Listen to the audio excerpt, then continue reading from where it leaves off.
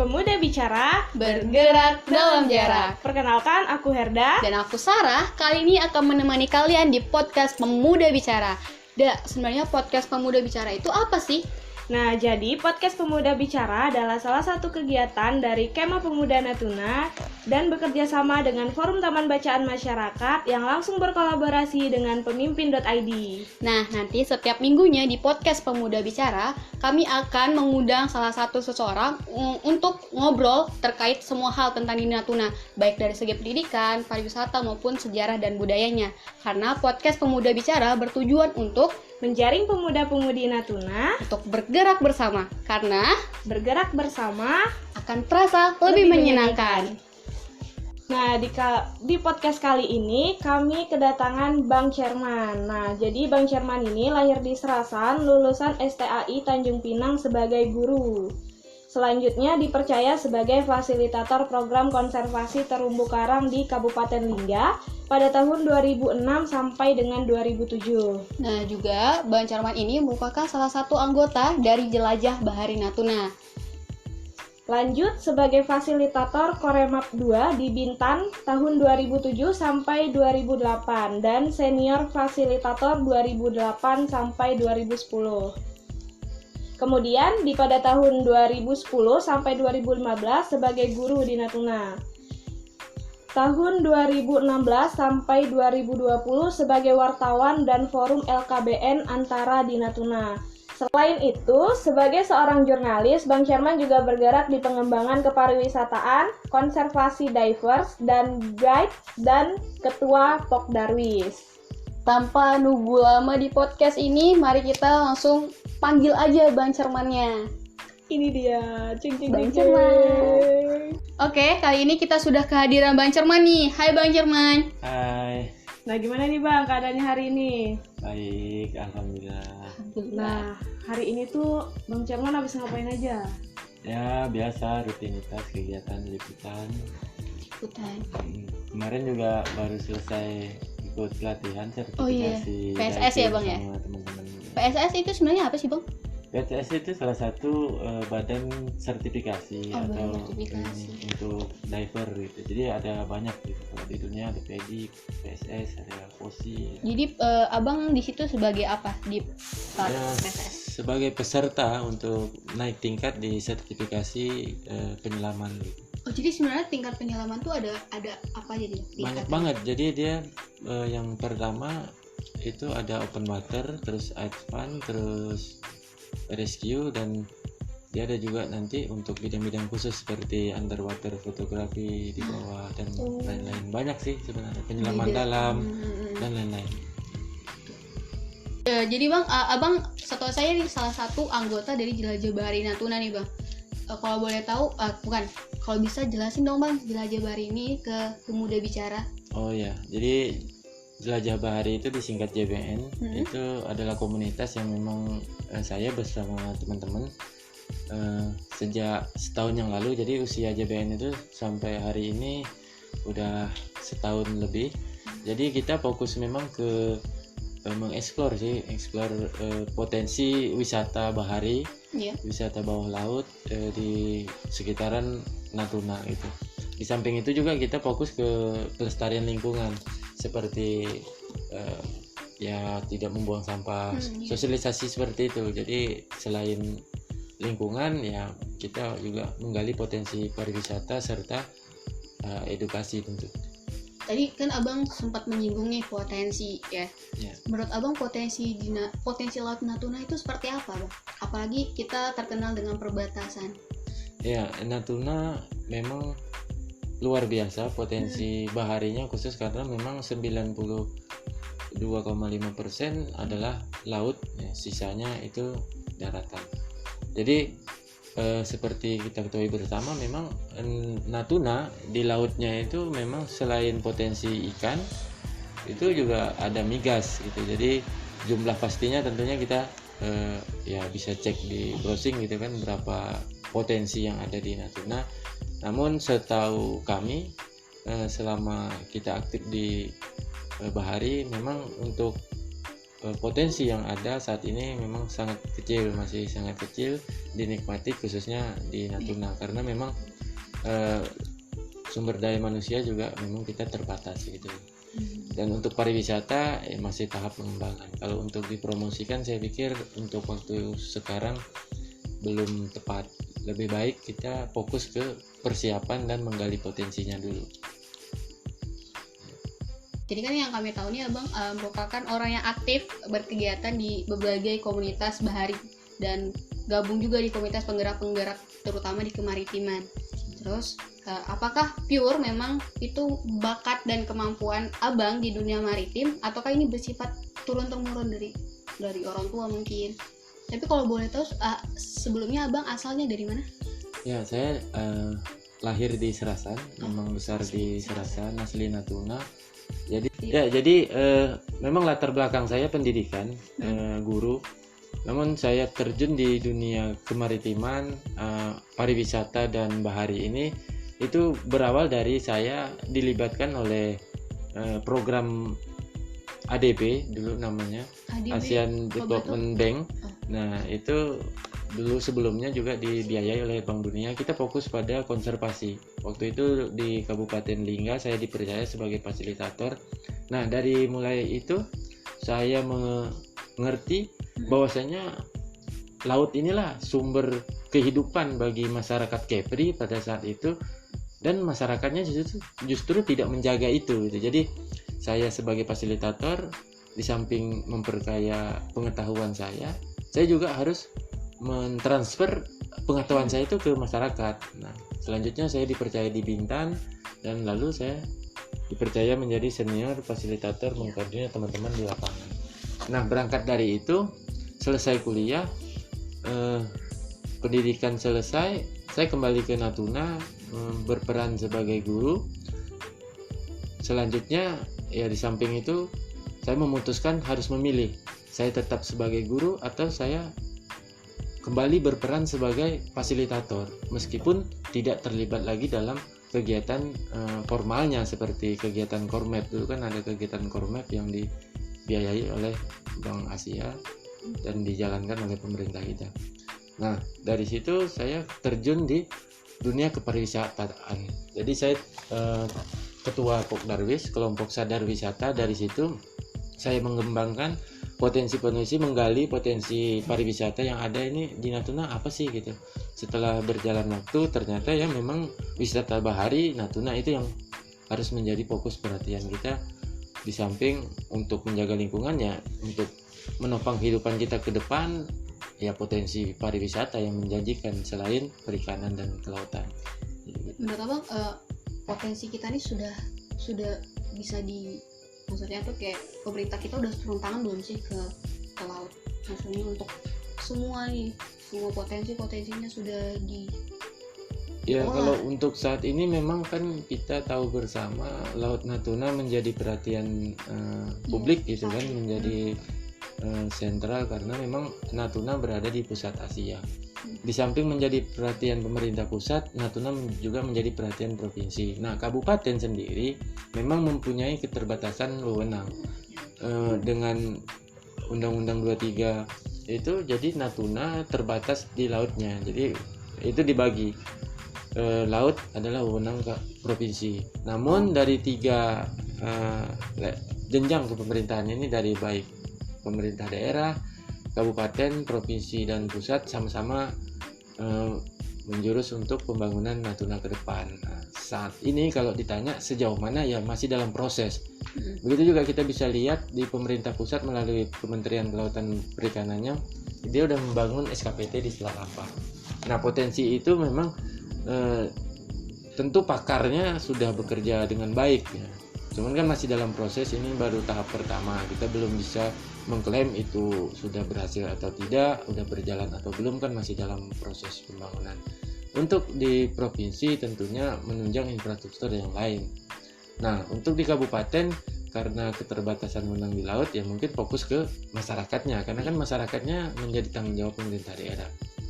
Nah, kita memang kendala pada sumber daya manusia, SDM, dan infrastruktur itu pasti. Namun Natuna dia punya ciri khas sendiri karena kearifan lokal dan pola nelayan kita tidak sama dengan nelayan di tempat beda. lain ya. Jadi nelayan Natuna ini kalau boleh dibilang ya mandiri. Nah, jadi kalau misalnya pihak luar meragukan sistem kerja nelayan Natuna, saya pikir nelayan Natuna bisa menjadi contoh untuk nelayan tempat lain gitu, karena nelayan Natuna murni nelayan, bukan buruh nelayan. Bedanya buruh nelayan sama nelayan apa, Bang? Ya kalau nelayan Natuna kan dia juga bosnya, dia juga pemilik kapal, dia juga langsung bekerja begitu, dan mereka ketika mendapat ikan banyak ya hasil mereka besar. Ketika mereka tidak dapat ikan ya itu wajar kan, karena memang cuaca gitu. Nah, bedanya nelayan murni dengan buruh nelayan. Kalau buruh nelayan mereka memang kerja di kapal yang canggih, kapal yang bisa menggarap laut yang menghasilkan ikan yang besar, tetapi kan mereka hanya digaji. Nah, itu jadi mereka, kalau kita bandingkan nelayan yang di dalam tanda kutip modern dibandingkan dengan nelayan Natuna yang memang tradisional dengan caranya sendiri, kalau dari hasil, dari uang, ya jauh besar nelayan Natuna dong. Nah, bisa kita hitung kok, kita udah sering kita survei, kita kalkulasikan penghasilan Natuna secara umum per bulannya dengan penghasilan nelayan buruh, ya itu jauh lebih besar nelayan Natuna. Cuman kebutuhan dan manajemen keuangan Natuna ini itu yang perlu diperbaiki sebenarnya. Kebutuhan pertama semua mahal, itu kebutuhan pokok dan penunjang lainnya itu tidak sama di daerah lain. Itu satu. Yang kedua, manajemen keuangan mereka yang perlu memang diperhatikan biar mereka sejahtera dan uangnya itu tidak ibaratnya dimanfaatkan dengan maksimal. Itu saja. Kalau untuk tingkat kemiskinan di Natuna kita boleh lihat, bisa kita lihat di mana-mana kategori miskin di Natuna dengan di daerah lain itu bisa kita lihat kok. Nah, miskinnya di Natuna mereka masih punya kendaraan, rumah mereka masih bagus, ya anak mereka masih bisa kuliah gitu kan begitu. Jadi beda. Jadi kalau dibilang Natuna butuh perhatian, butuh peningkatan ekonomi dengan cara yang nelayan modern, saya pikir juga menurut saya ya tidak tepat gitu. Kalau memang Natuna harus dipaksa menjadi buruh nelayan, itu saya tidak setuju. Mungkin ada lagi? Nah, kita kan sama-sama tahu nih kalau misalnya sumber daya alam di Natuna itu banyak sekali gitu kan. Nah, tapi sayangnya kurang dimanfaatkan sama warga sekitar gitu. Jadi kayak misalnya nih di bagian perminyakan itu tuh bukan orang asli daerah yang mengelolanya gitu. Nah, itu tuh menurut Abang gimana tuh, Bang? Tempatnya diperdebatkan. Iya. Oh ya, oke. Berarti sektor migas ya. Iya, Sektor migas memang Natuna lumbungnya migas untuk Indonesia ya. Kenapa putra daerahnya tidak terlibat langsung, begitu maksudnya?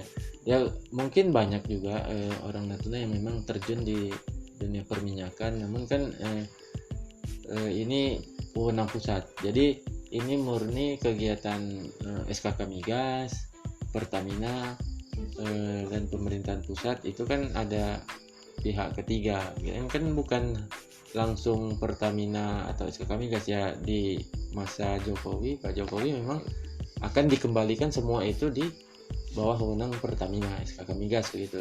Kan kita ketahui beberapa tahun yang lalu kan semuanya dikuasai oleh asing. Jadi dari perusahaan asing. Kalau kedepannya saya yakin sekarang kan pemerintah udah fokus memunculkan sumber daya SDM-nya putra daerah melalui beasiswa pendidikan di bidang itu gitu. Jadi ya kalau dibicara sekarang memang kita belum punya sumber daya tentang itu, tapi ke depan saya yakin bakal ada muncul generasi entah 10 atau 20 tahun yang akan datang ya kita berdiri di tanah kita sendiri. Nah, jadi ini kan Bang Sherman nih orangnya aktif sama organisasi-organisasi bahari. Nah, jadi selama Abang tuh berorganisasi, ada nggak sih hambatan-hambatan yang membuat Abang tuh kayak ngapain sih ikut-ikutan kayak gini sedangkan Sampai orang hampir ya. jenuh nih Bang, Iya. jenuh banget sama Itu berkegiatan gimana Bang? mungkin. Ya memang mungkin udah bawaan sejak lahir kali ya. Sepertinya sama Bang. Iya, jadi memang saya dari sejak SMA hingga hari ini memang paling seneng gitu berorganisasi, berkomunitas, karena memang di situ selain kita menambah wawasan, bersosialisasi ke teman-teman, yang kita juga menggali potensi diri dan belajar di situ. Jadi kita selalu terus belajar untuk mengetahui tentang ya kemampuan diri dan alam sekitar kita. Terutama di organisasi yang membidangi kemaritiman, baik itu pariwisata maritim, terus kegiatan perikanan dan kegiatan maritim seperti penyelaman, itu memang itu menjadi hobi saya dari sejak dulu. Kalau bicara apakah ada bakat dari keluarga, sebenarnya untuk konservasi dan kalau dunia penyelaman iya, tetapi kalau konservasi itu memang saya dapatnya dari Kormap itu tadi. Jadi memang saya merasa dulunya kita mengambil keuntungan dari alam, tapi kita tidak sadar waktu itu, memang kita nggak sadar kalau alam itu memberikan kita hanya tahu mengambil.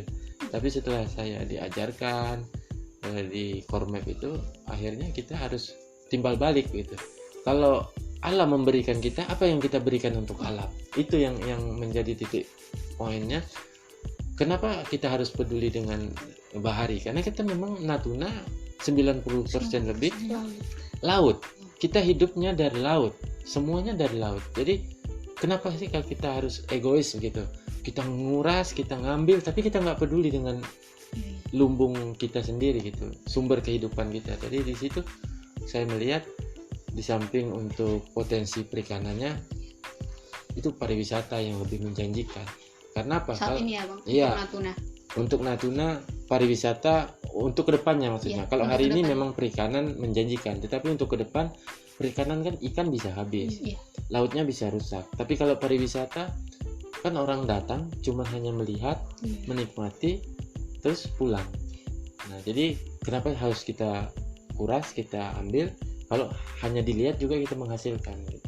Jadi makanya kami, saya dan teman-teman di Jelajah Bahari Natuna, di komunitas-komunitas selam yang lain, itu kita memang genjot saat ini bukan pada promosinya, karena bukan itu yang dibutuhkan Natuna saat ini. Yang dibutuhkan Natuna saat ini adalah apa sih potensi yang sesungguhnya.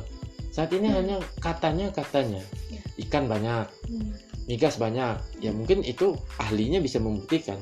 Tetapi di dunia pariwisata, orang bilang Natuna bagus, apanya yang bagus? Lautnya bagus, apanya yang bagus? Itu kan tentu kita perlu bukti. Contoh misalnya di teman-teman di Genpi dan lain-lain, mereka mengekspor tentang view pemandangan, ya bagus, kelihatan gitu. Nah bawah lautnya kan sampai hari ini masih minim informasi. Karena di laut itu memang lebih banyak potensi yang ada di laut ketimbang di darat.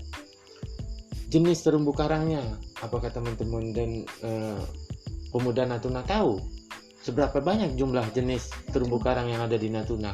Biotanya, seberapa banyak sih biotanya? Nah, kalaupun kita tahu jumlah dan biotanya, di mana sih biotanya? Apakah bisa kita temukan dengan mudah gitu? Nah, itu yang saya dan teman-teman fokus di situ. Kita menggali potensi, kita dokumentasikan, kita videokan, nanti kita kumpulkan menjadi satu dokumenter untuk Natuna. Ini loh isi laut Natuna begitu.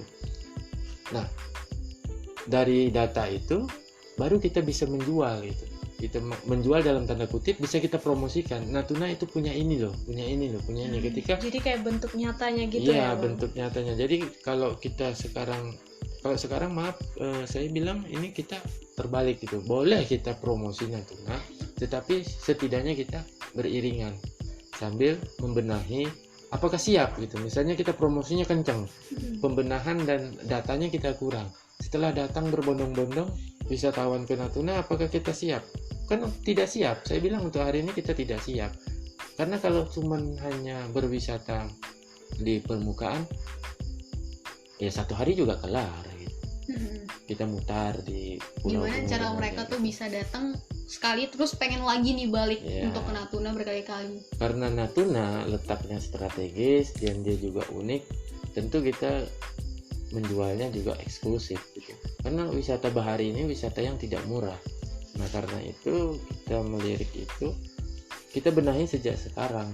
Mungkin saya tidak menikmati hasilnya itu nanti, mungkin sekarang, maksudnya saya mungkin tidak menikmati hasil apa yang menjadi perjuangan kita, tetapi kan yang kita buat ini untuk alam dan untuk generasi berikutnya. Nah seperti hari ini kita jangan sembunyikan fakta di lapangan, menyatakan orang bilang Laut Natuna bagus, karangnya bagus. Nah fakta selama 1 tahun saya dan teman-teman komunitas ternyata kan penuh dengan sampah. Nah itu kita harus akui gitu.